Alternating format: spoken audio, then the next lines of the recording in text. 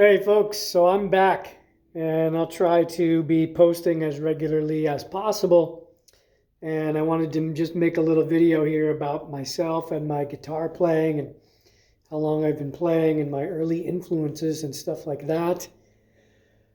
I've been playing for 35 years and guitar and music has been a big part of my life.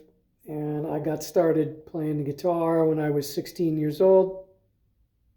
And my early influences were a lot of blues and classic rock music. So I started out, playing a lot of blues guitar, going to blues jams, and really getting the hang of that kind of, real intense blues guitar sound, and then the influence of, like Jimi Hendrix and Stevie Ray Vaughan and Led Zeppelin, a huge influence.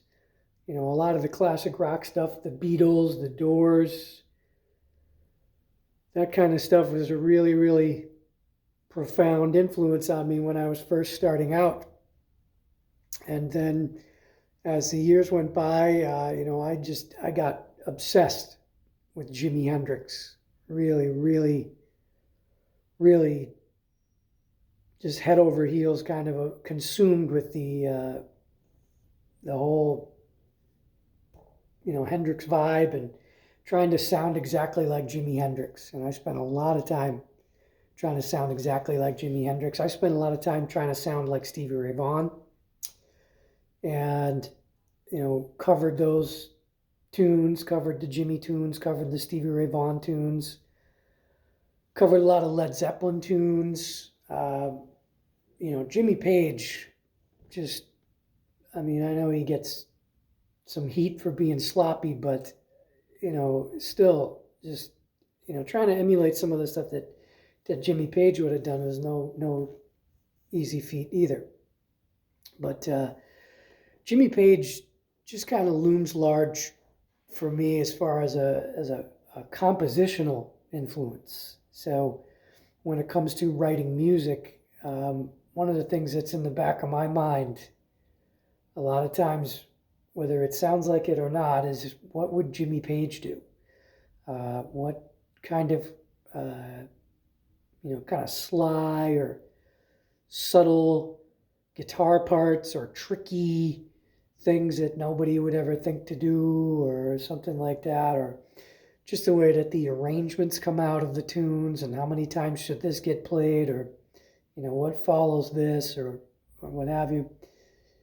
Jimmy Page kind of really back in there as a real powerful influence.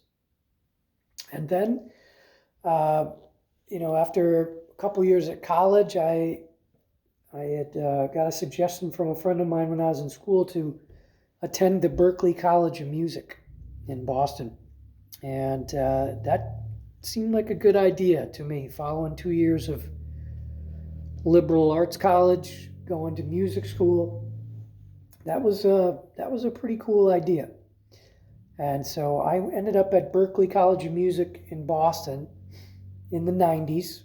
And I did 2 years up there. And, they're big on jazz up there. And when I went in, I was still under the spell of Jimi Hendrix and classic rock and blues and stuff like this. And I wasn't really too enamored with jazz. I kind of softened my position on that as I was there in learning harmony and theory and understanding some of the sounds that were in my head as far as like chords and connecting chords and really understanding what it is that I was hearing to have a better idea of how I can apply that to the instrument. And I did 2 years up there, being a very expensive proposition. I did not finish my education. But what I learned there in 2 years, they give you probably 2 years of material for every year that you are enrolled there. And I just had a mountain of stuff to work on. And when I left school, I was, kind of still thinking like I need to be around this environment. So I moved back home for a little while, but then moved back to Boston to be close to the Berkeley area, and some of my friends at school were still up there. And when you're in your 20s and life is a little unpredictable, like it's a fun time. Boston is a fun city. It is definitely a college town. It's a fun place to go to school, and it's a fun place to live. And I really got into the scene up there, and tried to play music with a lot of different people. I moved in with a guy who played the drums, and he knew a couple other guitar players who were really heavy into jazz, and that was a pretty profound influence on me. And it was around that time that I started getting into Coltrane, and hearing John Coltrane, some of the Atlantic recordings at that time, that was just it was just mind blowing. And I thought, like, I don't know what this is, but I want to play like this. I want to play more, complicated, harmonically dense lines like this. Some of that Coltrane stuff, the real seriously dense sheets of sound, and his approach to music with, really very, very fast, intricate lines, and that just kind of like took over my mindset there as far as how I wanted to approach the guitar. I was like really no longer interested in playing like a guitar player anymore. I'd spent a long time trying to play like other guitar players, trying to play like Jimi Hendrix, trying to play like Stevie Ray Vaughan, trying to play like Jimmy Page. But then I got into really trying to play more like a horn player. And that's where my head has been at for the last,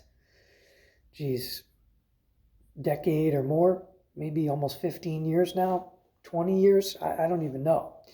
But that's, kind of consumes my my mindset when I'm playing the guitars. It's more of, I'm thinking of a horn-like delivery, kind of playing more of like a saxophone, and getting into that really fast delivery if I can manage it. So just thought I might give you a little bit of background information on myself, and where my head is at when I'm making these videos, and what I'm thinking about when I play. And the blues, ultimately really a very powerful and underlying influence. Everything for me has to have a little bit of the blues.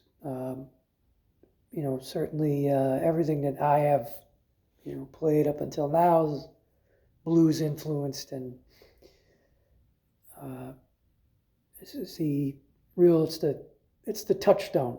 It's behind everything that gets played, no matter how intricate it may be, or harmonically involved, or dense, or otherwise. We're trying to be modern, or play something that's kind of like associated with what's happening in the jazz scene now. Still got to be a little element of the blues in there. That's really, in my opinion, what one of the key components of most of the music that I appreciate.